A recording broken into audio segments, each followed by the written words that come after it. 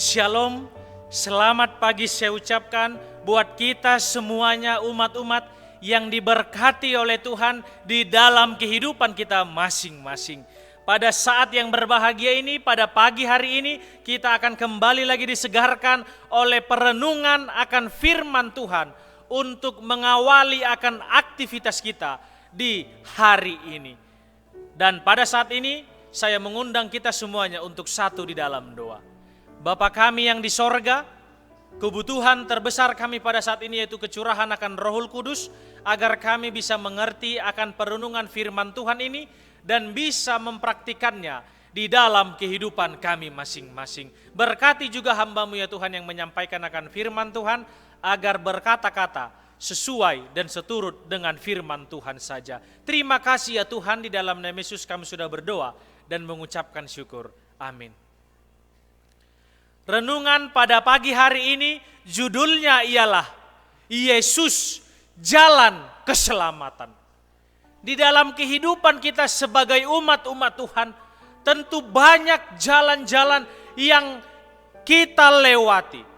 Bahkan yang akan kita lewati juga di dalam kehidupan kita yang akan datang. Dan di mana juga jalan-jalan tersebut mungkin ada yang rusak, mungkin juga ada yang sedikit rusak, mungkin juga ada yang sedikit bagus, dan mungkin juga yang kita lewati adalah jalan yang mulus. Itulah berbagai macam jalan-jalan yang sudah kita lewati, bahkan yang akan kita lewati di dalam kehidupan ini sebagai manusia. Dan di mana juga bahwasanya secara kerohanian kita harus mengikuti akan jalan yang benar. Di dalam kehidupan kita juga, kalau kita mau dituntun ke arah yang lebih baik, bahwasanya harus ada jalan yang kita ikuti. Jalan bersama dengan siapa kita? Yaitu kita harus berjalan bersama dengan Yesus, di mana Yesus ini adalah jalan keselamatan kita. Walaupun di dalam kehidupan ini berbagai macam lika-liku kehidupan yang kita akan lewati di dalam kehidupan kita masing-masing sebagai umat-umat Tuhan. Dan juga di dalam Alkitab dikatakan, di dalam Matius 11 ayatnya yang ke-28, di mana di ayat ini juga mengatakan dan juga berbunyi bahwasanya semua orang yang berdosa, kita umat-umat Tuhan diundang oleh Yesus untuk datang kepada siapa? Kepadanya. Karena apa? Karena kita adalah orang-orang yang lemah di dalam kehidupan ini. Karena kita juga adalah orang-orang yang membutuhkan pertolongan di dalam kehidupan kita.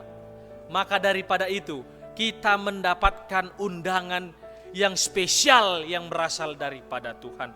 Karena dikatakan, marilah semua yang letih lesu dan berbeban berat, karena Yesus kita akan memberikan kelegaan di dalam kehidupan kita sebagai umat-umat manusia.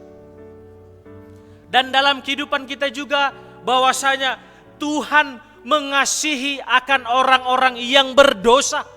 Pada waktu dia juga datang ke dunia ini, pada waktu dia juga ada di dunia ini, dia juga tidak menyelamatkan orang benar, tetapi dia datang ke dunia ini untuk menyelamatkan akan orang yang berdosa, orang juga yang lemah, yang sudah seperti saya sampaikan tadi di awal.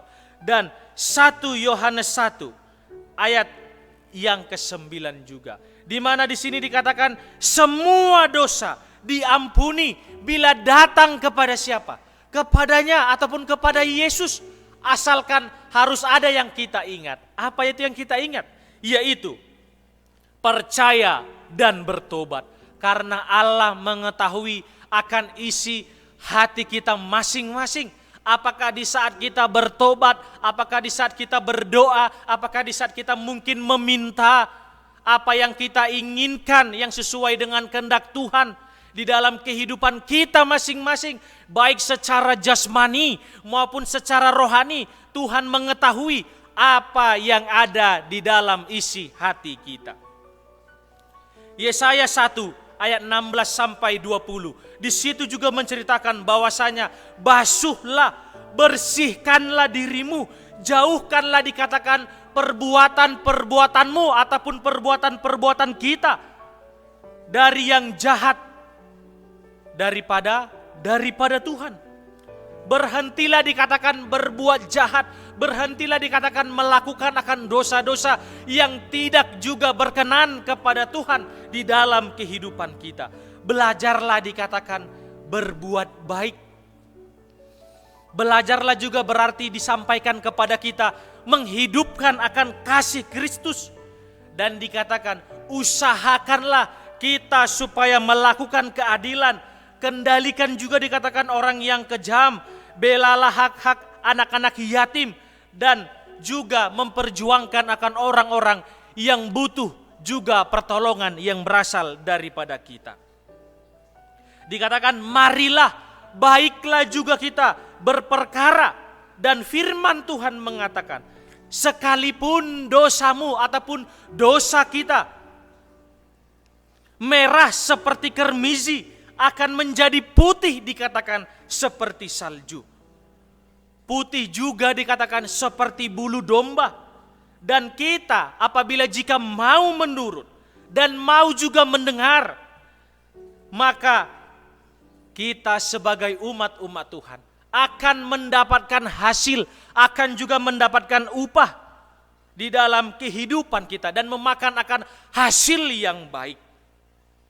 Tetapi jika kamu melawan dan memberontak, di ayat yang ke-20 di dalam Yesaya 1 ayat ke-16, bahwasanya dikatakan di dalam Yesaya 1 ayat 16 sampai 20, ayat yang ke-20 bunyinya ialah, tetapi jika kamu melawan dan memberontak, maka kamu akan dimakan oleh pedang. Sungguh Tuhan yang mengucapkannya. Artinya ialah dalam kehidupan kita ada konsekuensi yang akan kita hadapi. Kita juga berani berbuat, berani juga bertanggung jawab. Maka ada berkat bagi kita yang mau juga mengikuti akan Tuhan, ataupun yang mau berjalan bersama dengan Yesus sebagai jalan keselamatan kita. Kalau kita tidak mau menurut, maka yang kita dapatkan ialah kutuk. Dan 1 Yohanes 2 ayat 1 dan 2 dikatakan bahwasanya, anak-anakku, hal-hal ini kutuliskan kepadamu supaya kamu jangan berbuat dosa. Dan manusia juga kecenderungan melakukan akan dosa.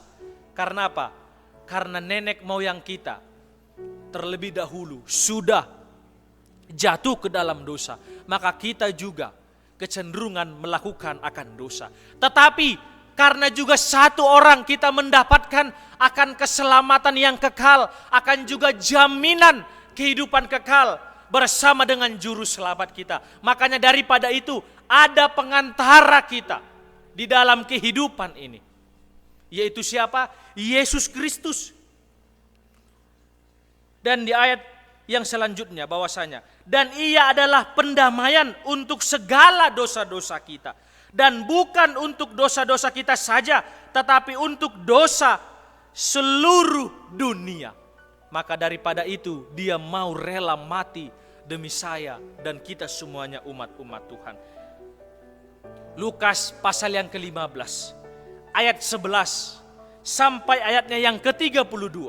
Di situ juga menceritakan bagaimana anak yang hilang menggambarkan keberadaan kita sebagai orang yang memberontak kepada siapa? Kepada Tuhan. Dan anak itu juga kembali pada akhirnya kepada bapaknya. Lalu apa yang terjadi? Dia dipestakan dengan tidak menghitung besar lagi dosa yang dia perbuat. Demikian halnya juga kita sebagai umat-umat Tuhan. Yaitu Tuhan yang di sorga menantikan akan kita. Menantikan di mana kita di dalam kehidupan ini mungkin di dahulu-dahulu kala, mungkin sebelum-sebelumnya kita jauh daripada Tuhan. Kita mungkin masih melakukan kehendak-kehendak kita masing-masing, menuruti apa yang kita mau. Tetapi Tuhan menunggu kita. Tuhan juga mau menantikan kita supaya datang, berbalik dan bertobat kepadanya sebagai jalan keselamatan di dalam kehidupan kita. Biarlah di dalam kehidupan kita sebagai umat-umat Tuhan, kita mengingat bahwasanya ada Yesus sebagai jalan keselamatan kita yang menuntun kita kepada kerajaan sorga. Asalkan kita mau bertobat, memiliki iman, penyerahan, dan juga kasih kepada Tuhan dan kasih kepada sesama kita manusia. Kiranya Tuhan Yesus memberkati kita semuanya. Amin.